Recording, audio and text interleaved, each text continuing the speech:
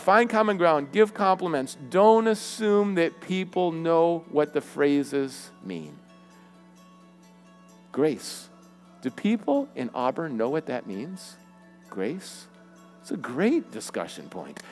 So not only that, but as you move forward, the place where you're going to want to be tempted to stop the conversation is when you know you're going to share something that breaks the cultural norms. And it's not popular, but it's truth. So how does Paul do that here? He is so radical in what he says. He says there is a personal creator. There is one God.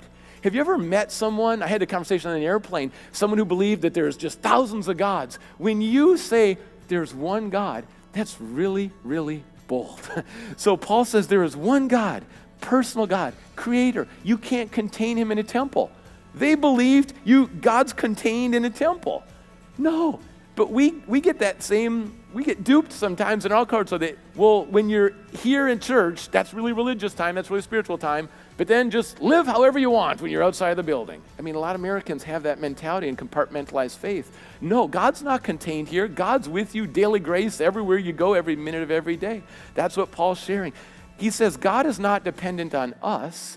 God is self-sufficient. We are not the self-sufficient ones.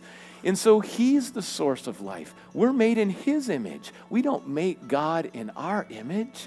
And he's bringing this, which is turning the whole thing upside down in that culture. And he says it's not by chance. There's a plan. God has a plan. He's over all the nations. He helps nations rise, and he also puts some nations down. He puts nations in specific places and specific times. And there's also accountability. There's judgment, and we're going to be accountable to God. And there's eternal life. And so Jesus Christ, he is going to share Jesus, and in so many ways, it's going to break the norms.